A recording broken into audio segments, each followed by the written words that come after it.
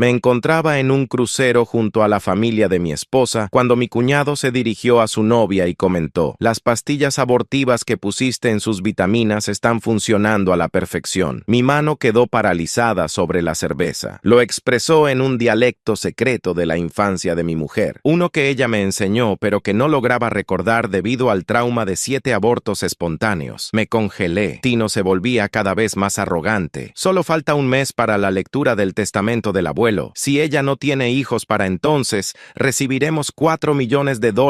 Clara rió como una bruja malvada. «Tu estrategia para asegurarte de que no quede embarazada fue brillante. No me conformaré con solo 600,000. Mi esposa, Olivia, estaba sentada justo a mi lado, preparándose para tomar lo que creía eran sus vitaminas nocturnas. Inmediatamente me lancé sobre la mesa, tirando todo al suelo mientras fingía estar demasiado ebrio de mimosas. Verán, sabía que decirle la verdad le destrozaría el corazón. Después de nuestra quinta pérdida, ella intentó lanzarse desde nuestro balcón, gritando que su cuerpo era un cementerio, y su hermano fue quien logró disuadirla. Esa noche esperé hasta que todos durmieran. Mis manos temblaban mientras intercambiaba todas sus píldoras por pastillas de azúcar de la tienda del barco. Mi mente acelerada. Ella ya estaba embarazada nuevamente. Lo habíamos descubierto justo antes del crucero, pero no se lo habíamos contado a nadie todavía. La mañana siguiente, durante el desayuno, observé atentamente a mi cuñado. «Olivia se sintió nauseosa esta mañana», mencioné con naturalidad. «Podría ser náuseas matinales». Él se atragantó con su café. «Probablemente solo es mareo por el barco». Su novia murmuró algo en su idioma sobre aumentar la dosis. Luego llegó el momento que él había estado esperando. Olivia de repente se agarró el estómago durante el almuerzo, haciendo una mueca. Era simplemente intoxicación alimentaria por el sushi barato, pero el rostro de mi cuñado se iluminó por completo. Incluso chocó los puños con su novia debajo de la mesa. En su lengua susurró: «Vamos a ser ricos, cariño». Clara miró la figura que se retiraba de Olivia y murmuró en su idioma: «¿Alguna vez sientes, no sé, algo de remordimiento?» Tino bufó. «¿Por qué? Después de la lectura del testamento, puede tener todos los que quiera. 7 abortos espontáneos, sin embargo, 7 decisiones empresariales necesarias», corrigió, tomando otro sorbo de champán. Al día siguiente, estaba rellenando nuestras bebidas cuando lo escuché en una videollamada con su cliente más importante. «¿Sabes qué, Chandler? Vete al demonio. Ya no necesito tu dinero de pobre». «¿Día difícil?», pregunté inocentemente, entregándole un mojito. «El mejor día de mi vida», farfulló. «Ya borracho antes del mediodía. Voy a ser tan rico que podría comprar 10 empresas como ese basurero. ¿No quieres esperar hasta recibir primero el testamento? Ya sabes.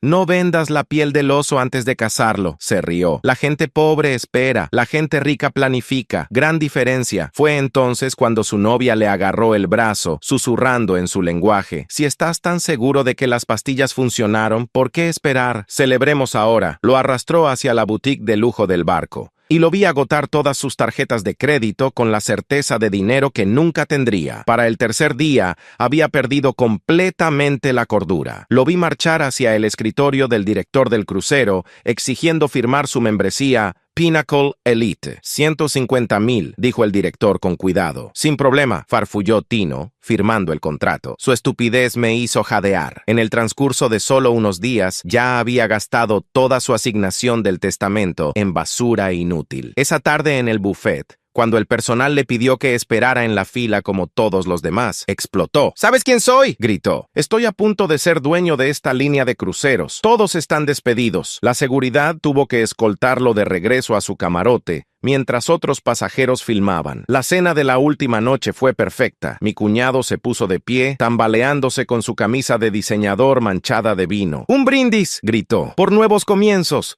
Por negocios exitosos». Fue entonces cuando Olivia se levantó bruscamente de su silla, con la mano sobre la boca, corriendo hacia el baño. Mi cuñado realmente sonrió con suficiencia. «Demasiada comida rica para su estómago delicado», anunció en inglés. Luego agregó en lenguaje gemelar a su novia: «Finalmente, pensé que esas píldoras nunca funcionarían». El médico del barco en quien había confiado 3 días atrás corrió al baño con ella. Ambos regresaron 1 hora después con enormes sonrisas y una foto de ultrasonido. Felicitaciones, señor y señora Murphy. El ultrasonido confirma que está embarazada de 12 semanas con gemelos. Levanté a mi esposa y la hice girar. El color se drenó del rostro de mi cuñado como si alguien hubiera jalado un enchufe. Eso es tartamudeo. Eso es imposible. Las dosis ella tomó cada una, todas las cabezas en el comedor se volvieron para mirarlo. Me levanté lentamente. Las palabras se estaban formando en mi mente, listas para destruirlo en el idioma que él pensaba era su arma secreta. Cerré la boca y me volví a sentar,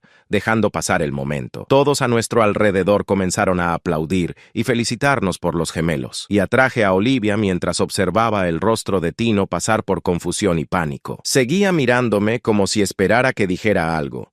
Pero solo sonreí y asentí a todos los que nos deseaban bien amontonándose en nuestra mesa. La jugada inteligente no era quemarlo frente a todos, era construir un caso tan sólido que no pudiera escapar de él, porque la salud de Olivia importaba más que mi satisfacción. Esperé hasta que la multitud se dispersó y Tino se levantó para irse. Entonces agarré su codo y lo acerqué. En el lenguaje secreto, le susurré que su pequeño plan no funcionó y que sabía todo lo que había hecho. Sus ojos se agrandaron y su rostro se puso blanco, pero mantuve mi voz calmada y tranquila. Le dije que disfrutara sus últimas semanas de libertad antes de que todo se derrumbara sobre su cabeza. Intentó balbucear algo en respuesta, pero solo le di palmaditas en el hombro y me alejé, dejándolo allí de pie, temblando. Después de que terminó la cena y Olivia fue al baño, encontré a Conrad cerca de la oficina médica del barco organizando algunos papeles. Lo llevé a una sala de conferencias vacía y expliqué todo el intercambio de vitaminas que había hecho 3 días atrás, mostrándole los frascos originales que había mantenido escondidos en mi bolso. Escuchó sin interrumpir, luego sacó su tableta y comenzó a escribir una nota médica oficial. Documentó cuando le confié por primera vez lo que había observado sobre el comportamiento de Tino y los pasos protectores que había tomado para intercambiar las píldoras. Lo imprimió, lo firmó y me entregó una copia diciendo: "Este rastro de papel mostró exactamente cuándo descubrí el problema y qué hice para proteger a mi esposa". Le agradecí y me dirigí hacia la oficina de seguridad en la cubierta 3. Mi corazón latiendo con fuerza porque necesitaba asegurar ese metraje antes de que desapareciera. La oficial de seguridad que manejó el colapso de Tino en el buffet estaba en su escritorio revisando las transmisiones de las cámaras y expliqué que necesitaba que el metraje se preservara para una posible acción legal. Ella abrió su sistema y se desplazó por los registros de incidentes, confirmando que podían conservar todo durante 90 días si presentaba un informe formal. Llené el papeleo allí mismo, dando descripciones detalladas del comportamiento amenazante de Tino y sus gritos al personal. Lo selló con un número de caso y prometió que el metraje ahora estaba marcado en su sistema. Caminando de regreso hacia nuestra cabina, vi a Clara de pie sola junto a la barandilla en la cubierta 7. Mirando el océano con sus brazos envueltos alrededor de sí misma. Se veía genuinamente alterada, no su usual yo arrogante, y seguía mirando alrededor como si estuviera preocupada de que alguien pudiera verla. Me di cuenta en ese momento de que ella podría quebrarse bajo presión si jugaba esto correctamente, porque no tenía la arrogancia de Tino para protegerla de las consecuencias. De regreso en nuestra habitación, Olivia se metió en la ducha para lavarse el día, e inmediatamente saqué los contenedores de píldoras intercambiadas de mi bolsillo de bolso oculto. Los fotografié desde todos los ángulos con la cámara de mi teléfono, asegurándome de que las marcas de tiempo fueran visibles en cada toma. También tomé primeros planos de las etiquetas y los números de lote, creando un registro visual completo de la evidencia. Cuando Olivia salió de la ducha envuelta en una toalla, escondí rápidamente mi teléfono y las botellas de nuevo en el bolso, sin querer preocuparla, hasta que tuviera todo organizado correctamente. Esa noche acosté a Olivia temprano, diciéndole que necesitaba un poco de aire fresco en la cubierta. En cambio, me dirigí directamente al bar donde Tino y Clara habían estado bebiendo toda la noche. Me acerqué como si fuera una reunión casual. Pedí una cerveza y me senté lo suficientemente cerca para escuchar su conversación. Estaban hablando en su lenguaje secreto de nuevo, pero esta vez podía entender cada palabra. Clara estaba quejándose de que las pastillas deberían haber funcionado ya, y Tino seguía asegurándole que solo necesitaban ser pacientes un poco más. Escuché a Tino presumir sobre cómo había investigado la dosis perfecta en línea y cómo Clara había sido lo suficientemente inteligente como para esconder las píldoras trituradas en el polvo de vitamina, para que Olivia nunca sospechara nada. Mi estómago se revolvió escuchándolos planificar tan casualmente el daño de mi esposa, hablando de ella como si fuera solo un obstáculo en su camino hacia la riqueza. Mentalmente tomé nota de cada detalle que compartieron, sabiendo que esta información sería crucial más adelante. A la mañana siguiente, me desperté temprano y fui directamente al puente de internet del barco. Envié correos electrónicos encriptados a mi abogado, Lucian, adjuntando todas las fotos que había tomado de los frascos de píldoras intercambiadas y escribiendo un relato detallado de todo lo que había presenciado. Le pedí que comenzara a investigar las leyes sobre envenenamiento intencional y si podíamos presentar cargos penales una vez que regresáramos a tierra. También le pedí que buscara un toxicólogo que pudiera analizar las píldoras que había confiscado y documentar exactamente qué sustancias contenían. Lucian respondió en 2 horas, diciéndome que mantuviera la evidencia segura y que documentara todo lo que pudiera durante el resto del crucero. Me advirtió que no confrontara a Tino directamente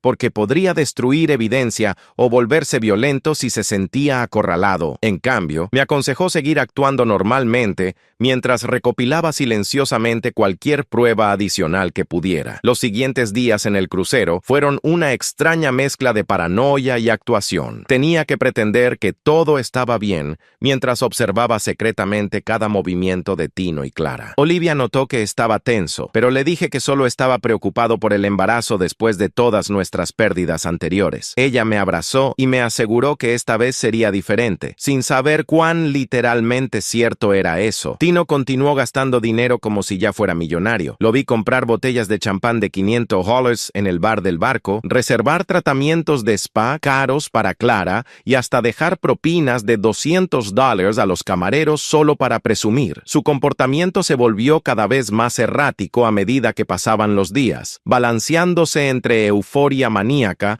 cuando pensaba en su futura riqueza y ansiedad nerviosa cuando miraba a Olivia, esperando señales de que las píldoras finalmente estuvieran funcionando. La noche antes de atracar, organicé una última reunión con Conrad, el médico del barco. Le mostré toda la evidencia que había recopilado, las fotos, los correos electrónicos de mi abogado, las notas que había tomado de las conversaciones de Tino. Conrad quedó visiblemente conmocionado por la magnitud de lo que Tino había planeado. Aceptó escribir un informe médico completo documentando el estado de embarazo de Olivia, las píldoras intercambiadas y su evaluación profesional del peligro que ella había enfrentado. Cuando finalmente desembarcamos, Tino parecía un desastre nervioso.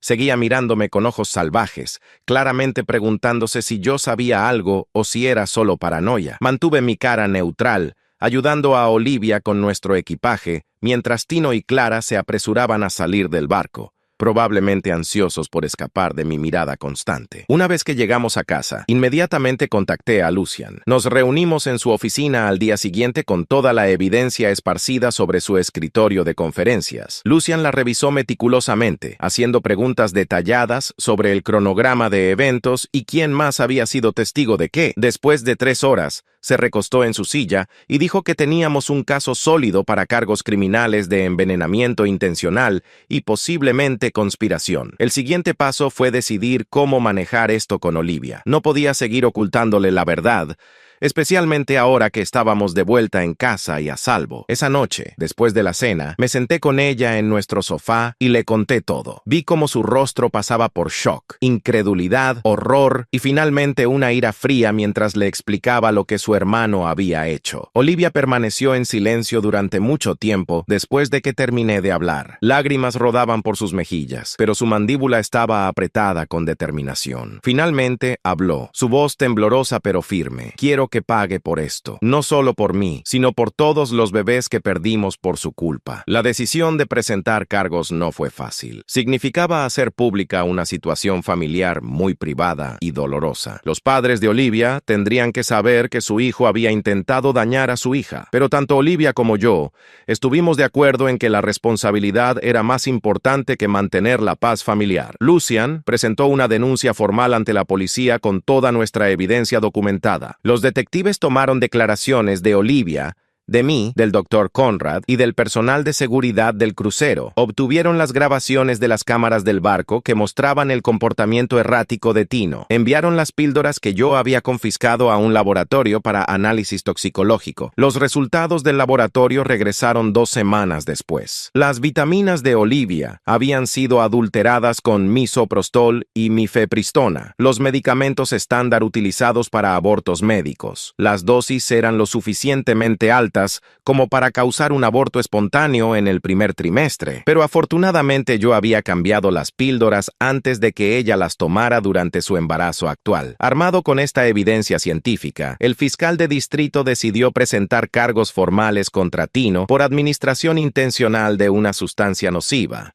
poner en peligro a otra persona y conspiración. Clara también fue acusada como cómplice. Las órdenes de arresto se emitieron y ambos fueron arrestados en su apartamento una lluviosa tarde de martes. La noticia se propagó rápidamente por la familia. La madre de Olivia me llamó llorando, preguntando si era verdad. Tuve que confirmar los terribles detalles mientras ella sollozaba al teléfono. Su padre quedó en un silencio aturdido, incapaz de procesar que su hijo fuera capaz de algo tan monstruoso. Querían venir de inmediato, pero Olivia necesitaba espacio para procesar antes de enfrentar a sus padres. Mientras tanto, el abogado de Tino intentó negociar. Contactó a Lucian proponiendo que Tino se declarara culpable de un cargo menor a cambio de no ir a prisión. Lucian ni siquiera nos consultó antes de rechazarlo de plano. Esta no era una situación donde la negociación fuera apropiada. El caso comenzó a tomar forma lentamente a través del sistema legal. Hubo audiencias preliminares, mociones legales y un proceso de descubrimiento interminable. Tino contrató a un abogado defensor caro que intentó argumentar que las píldoras eran solo suplementos herbales y que toda la situación era un malentendido exagerado. Pero la evidencia científica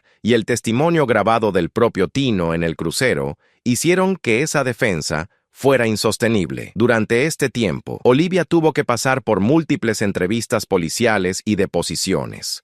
Cada sesión significaba revivir el trauma de sus abortos espontáneos previos y enfrentar la traición de su hermano. Comenzó a ver a una terapeuta especializada en trauma familiar, Faye, quien la ayudó a procesar la complejidad de amar a alguien que te había dañado tan profundamente. Yo también luché con mi propia culpa. Aunque había protegido a Olivia intercambiando las píldoras, la había mantenido en la oscuridad sobre el peligro que enfrentaba. Faye me explicó en una sesión conjunta que al ocultarle la verdad, había tomado su autonomía y su capacidad de tomar decisiones informadas sobre su propia seguridad. Esa retroalimentación fue difícil de escuchar pero necesaria. A medida que avanzaba el embarazo de Olivia, nos enfocamos en mantener el estrés bajo control por el bien de los gemelos. Asistimos a todas las citas prenatales juntos, escuchando sus latidos del corazón en el ultrasonido y viendo sus pequeños cuerpos crecer en la pantalla. Cada hito se sentía como una victoria contra lo que Tino había intentado robar de nosotros. La lectura del testamento del abuelo finalmente llegó 3 meses después del crucero. Asistimos con Lucian presente como nuestro representante legal, el albacea, Dex, un hombre mayor con gafas que había sido el abogado de confianza del abuelo durante décadas.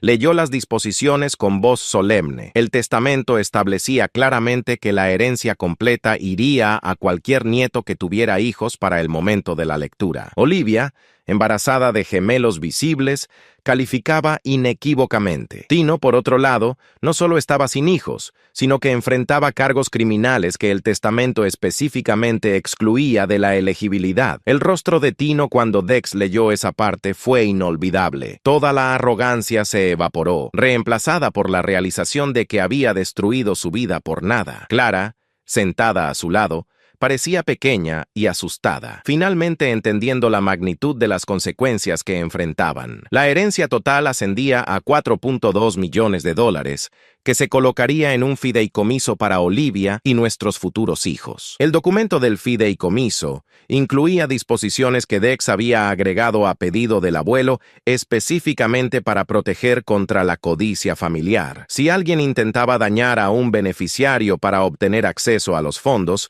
sería permanentemente desheredado y potencialmente enfrentaría acciones legales del fideicomiso. Dex nos miró por encima de sus gafas y explicó que el abuelo había sido muy consciente de la dinámica familiar y había estructurado deliberadamente el testamento para proteger a aquellos que verdaderamente se preocupaban por la familia sobre el dinero. Las acciones de Tino habían probado exactamente por qué tales protecciones eran necesarias. Después de la lectura, los padres de Olivia finalmente se acercaron a nosotros. Su madre la abrazó, llorando y disculpándose repetidamente como si de alguna manera fuera su culpa. Su padre me estrechó la mano con los ojos húmedos, agradeciéndome por proteger a su hija cuando su propio hijo la había traicionado. Fue devastadoramente triste ver a estos padres enfrentar el hecho de que su hijo había intentado dañar a su hija por dinero. Intentaron hablar con Tino, pero él se fue de la oficina sin decir una palabra, con Clara corriendo tras él. Era la última vez que Olivia vería a su hermano en persona durante mucho tiempo. El juicio estaba programado para 6 meses después, pero el caso era tan sólido que el fiscal estaba confiado en llegar a una declaración de culpabilidad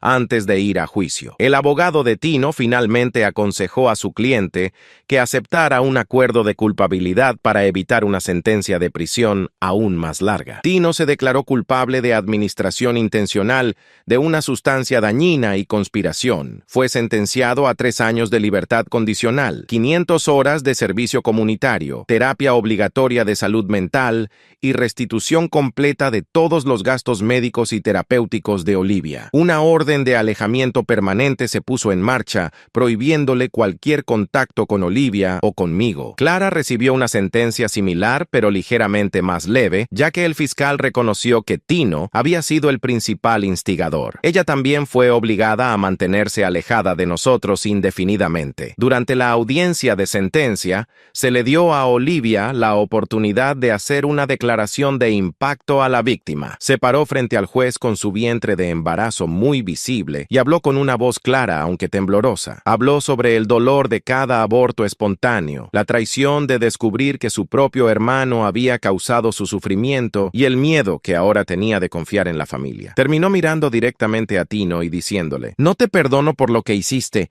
pero no voy a dejar que esto defina mi vida. Estos bebés que intentaste matar van a crecer conociendo lo que es el amor verdadero y nunca sabrán tu nombre». Tino permaneció inmóvil, con la cabeza gacha, durante toda su declaración. No dijo nada en su propia defensa cuando el juez le dio la oportunidad. Después del juicio, finalmente pudimos comenzar a sanar verdaderamente. Olivia continuó su terapia con Faye, trabajando en el trauma y la traición. Yo comencé mi propia terapia individual para abordar mi tendencia a ocultar información para proteger a otros, en lugar de confiar en ellos con la verdad. Faye nos ayudó a crear un nuevo marco de comunicación para nuestro matrimonio. Practicamos tener conversaciones difíciles en lugar de evitarlas. Olivia me dijo claramente que aunque apreciaba mi intención de protegerla, necesitaba que confiara en ella con información importante sobre su propia vida y seguridad. Prometí nunca volver a tomar ese tipo de decisión sin ella. Los gemelos nacieron a las 34 semanas,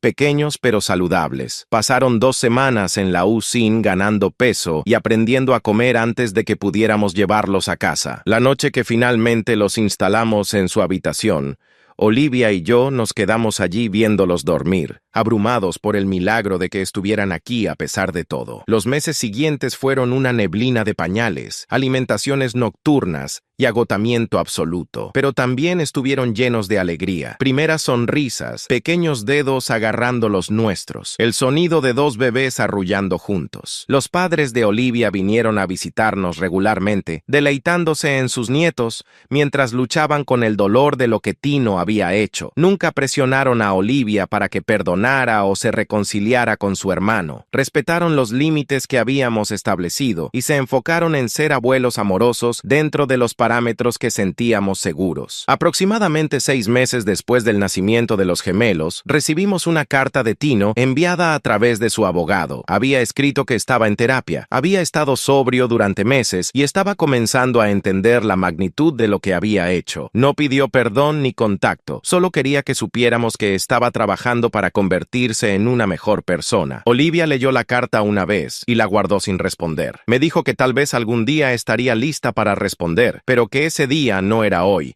y no sabía cuándo llegaría. Respeté su decisión por completo. El fideicomiso continuó apoyándonos con fondos para gastos médicos y cuidado infantil, pero nunca nos hicimos dependientes de él. Habíamos construido nuestras propias vidas financieramente estables y el dinero de la herencia era simplemente una red de seguridad, no nuestra fuente principal de seguridad. Establecimos límites claros con respecto al contacto de Tino con nuestra familia. Sus padres podían visitar a los bebés en nuestra casa, pero solo con aviso previo y con nosotros presentes. Tino mismo no tendría contacto hasta que completara su libertad condicional completa y tanto Olivia como yo estuviéramos listos, lo que podría ser años o podría ser nunca. Faye nos ayudó a documentar estos límites claramente para que todos los entendieran. No eran punitivos, eran protectores. Daban a todos espacio para sanar sin forzar relaciones para las que nadie estaba listo. Ahora, sentado en nuestra sala de estar a medianoche con ambos gemelos,